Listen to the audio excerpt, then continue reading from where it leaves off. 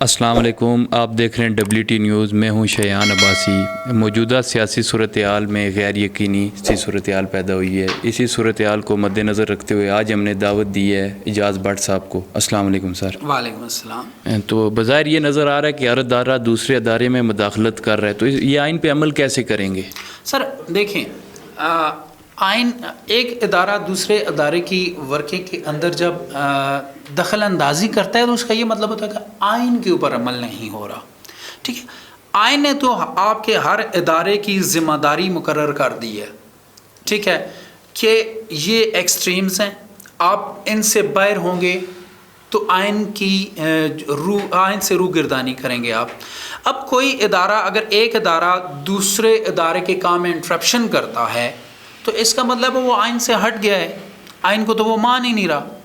تو پھر اس کے بعد باقی تمام اداروں بشمول آپ کی سپریم کورٹ اسٹیبلشمنٹ، اس کے لیے ضروری ہو جاتا ہے کہ جو ادارہ کسی دوسرے ادارے کے کام میں انٹرپشن کر رہا ہے اس کو ایک حد میں لے کر آئیں، اس کو آئینی حدود کے اندر لے کر آئیں، ٹھیک ہے۔ اور جب ادارے آئینی حدود کے اندر رہیں گے تو میرے خیال میں پہلے بھی جیسے بات کر چکا ہوں کہ ملک سلامتی کی طرف اور ایک خاص ڈائریکشن میں چلے گا اور ترقی کرے گا۔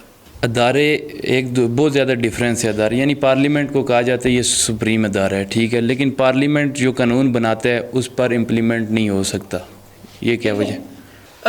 پارلیمنٹ کا میرے خیال میں ابھی تک تو ایسا کوئی بھی قانون نہیں آیا جس کے اوپر عمل نہ کیا گیا ہو یا جس کو امپلیمنٹ نہ کیا گیا ہو یا آئین کا اسے حصہ نہ بنایا ہوگا، ابھی تک ایسا کچھ ہوا تو نہیں۔ بس یہ صرف بیان بازی تک ایک بات ہوتی ہے، ہمارے سیاستدان جو ہیں وہ بیان بازی کرتے رہتے ہیں کہ بھائی ہم نے پارلیمنٹ کے اندر یہ قانون بنایا تو فلاں ادارہ اس میں رکاوٹ باندھ رہا ہے، فلاں رکاوٹ باندھ رہا ہے۔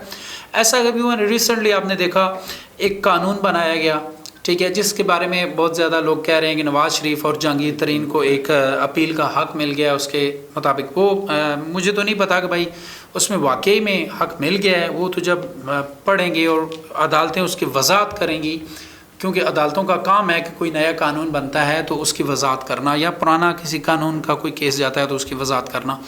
تو صدر مملکت کے پاس گیا اور صدر مملکت نے اس کے اوپر سگنیچر کر کر اس کو قانون کا حصہ بنا دیا۔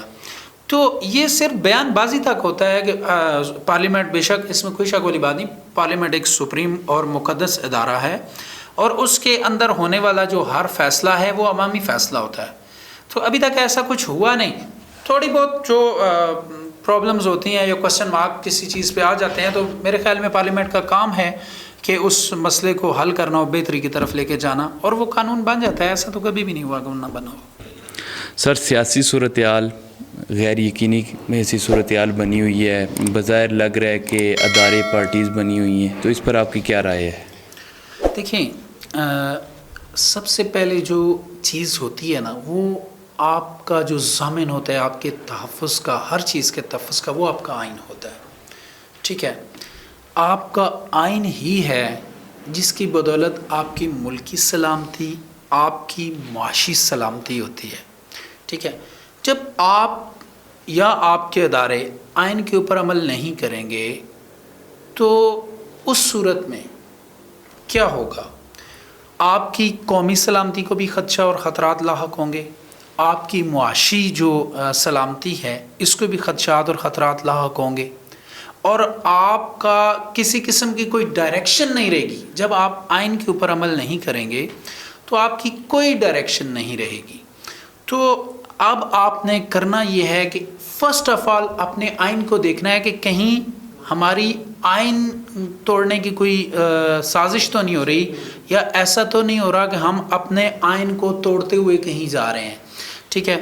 تو سب سے پہلے آپ نے بات کی کہ اداروں کے اوپر سب سے پہلے ضروری ہے کہ ادارے وہ آئین کے زیر اثر ہوں اور ایسا کوئی بھی غیر آئینی عمل نہ ہو رہا ہو جس سے ہماری معاشی یا قومی سلامتی کو نقصان ہو رہا ہو، ٹھیک ہے۔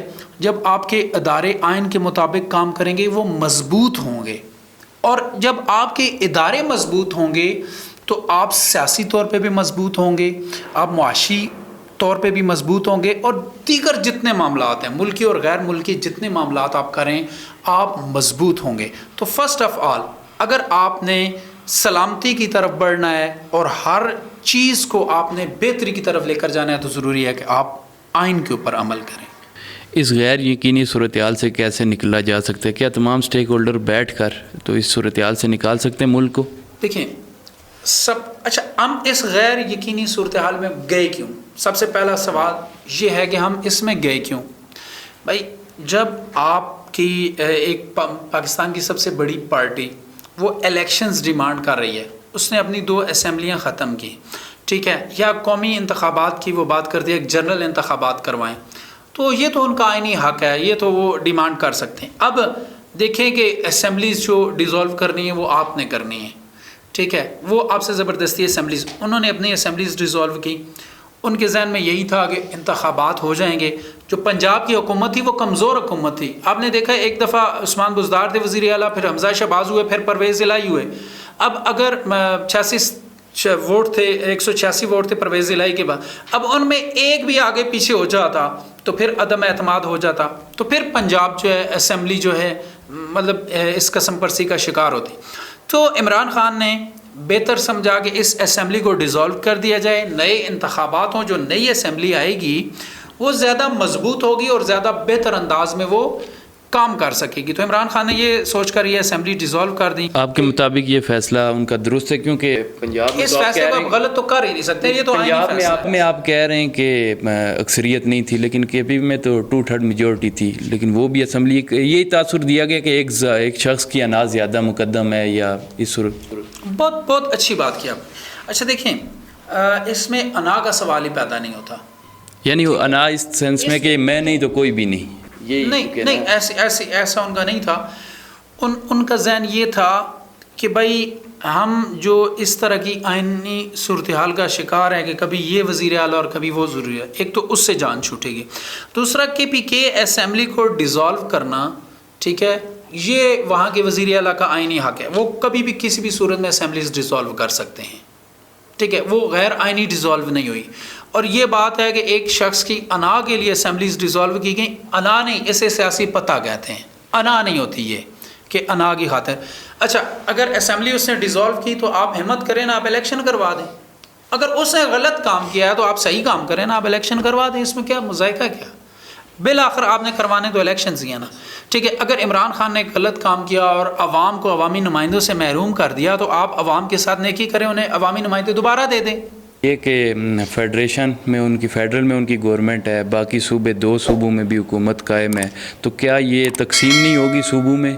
2 صوبوں میں الیکشن ارلی ہو جائے، اور پنجاب میں یہی ہے کہ پنجاب جس کو پنجاب کی حکومت ہوتی ہے وہی فیڈرل میں بھی حکومت بنانے کی پوزیشن میں ہوتا ہے، تو آنے والے الیکشن پر بھی یہ کوسچن مارک ہو جائے گا۔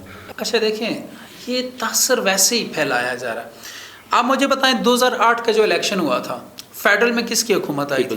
پیپلز پارٹی کی تھی، اور پنجاب میں نون لیگ کی تھی، لیکن وہ ایک ساتھ الیکشن ہوا تھا، ایک ساتھ الیکشن ہوا تھا نا، یہی تو چیز ہے نا۔